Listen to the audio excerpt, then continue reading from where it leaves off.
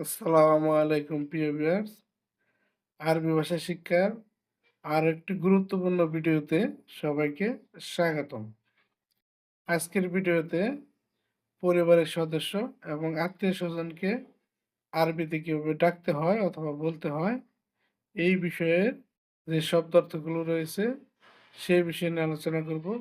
তো চলুন বন্ধুরা, শুরু করা যাক আজকের আরবি ভাষা শিক্ষার মূল ভিডিও। তো প্রিয় বন্ধুরা, আরবি ভাষা শিক্ষার আজকের ভিডিওতে প্রথম যে শব্দটি হচ্ছে মা অথবা আম্মা।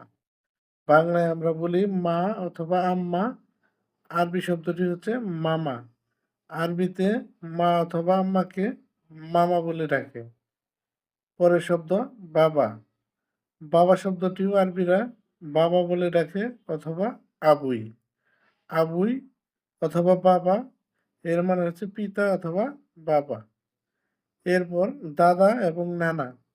দাদা এবং নানার আরবি শব্দ একটি, সেটা হচ্ছে জেদ্দা।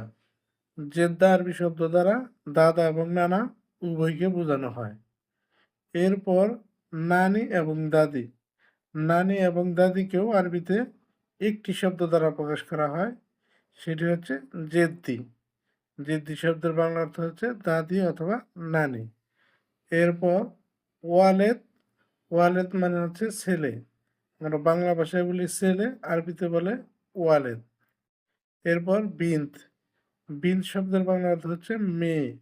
মেয়েকে আরবিতে বলা হয় বিন্ত। এরপর আরবিতে বলা হয় আখু। আখু শব্দের বাংলা অর্থ হচ্ছে ভাই। উখতি। উখতি আরবি শব্দ, এর বাংলা অর্থ হচ্ছে বোন। বোনকে আরবিতে বলা হয় উখতি। পরের শব্দ জাউজ। জাউজ শব্দের বাংলা অর্থ হচ্ছে স্বামী অথবা হাজবেন্ড। স্বামী অথবা হাজবেন্ডকে আরবিতে বলে জাউজ। জাওজা বা ম্যাদাম এর বাংলা অর্থ হচ্ছে স্ত্রী। স্ত্রী বা ওয়াইফকে আরবিতে বলা হয় জাওজা। রেজ্জল। রেজ্জল শব্দের বাংলা অর্থ হচ্ছে পুরুষ অথবা বেড়া মানুষ। পুরুষ অথবা বেড়া মানুষকে আরবিতে বলা হয় রেজ্জল। হুরমা অথবা নিসা। দুটি আরবি শব্দের বাংলা অর্থ হচ্ছে মহিলা মানুষ অথবা বেটে মানুষ, অর্থাৎ মধ্যবয়স্ক মানুষের উপর থেকে যত মহিলা মানুষ আছে তাদেরকে বলা হয় হুরমা অথবা নিসা। পরের আরবি শব্দগুলো হচ্ছে আম্মি। আম্মি শব্দের বাংলা অর্থ হচ্ছে কাকা এবং ফুফা। আম্মা। আম্মা শব্দের বাংলা অর্থ হচ্ছে চাচি অথবা ফুফু। খাল। খাল শব্দের বাংলা অর্থ হচ্ছে মামা অথবা খালু। হাফিদ নাতি। হাফিদা নাতনি। আখু মেদাম। শালা অথবা শ্যালককে বলা হয় আখু মেদাম অথবা আখু চাউজা।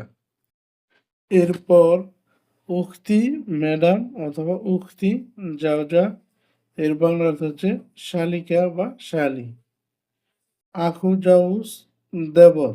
দেবরকে বলা হয় আখু জাউস। উক্তি জাউস ননদ। ননদকে আরবিতে বলে উক্তি জাউস। সাদিক শব্দের বাংলা অর্থ হচ্ছে বন্ধু।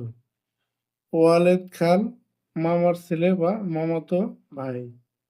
বিন্ত খাল মামার মেয়ে অথবা মামাতো বোন। তারপরে আরবি শব্দগুলো হচ্ছে ওয়ালেদ আম্মি। ওয়ালেদ আম্মি এর বাংলা অর্থ হচ্ছে কাকার মেয়ে, অর্থাৎ চাচাতো বোনকে বলা হয় ওয়ালেদ আম্মি। ওয়ালেদ আম্মা ফুপুর ছেলে বা ফুফাতো ভাই। বিন্ত আম্মা ফুপুর মেয়ে।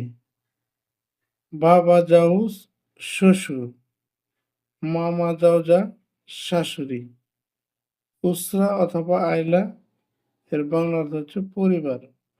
পরিবারকে বোঝানোর জন্য বলা হয় উসরা। আকারিব বা জামা। সকল আত্মীয় স্বজনকে বলা হয় আকারিব অথবা জামা।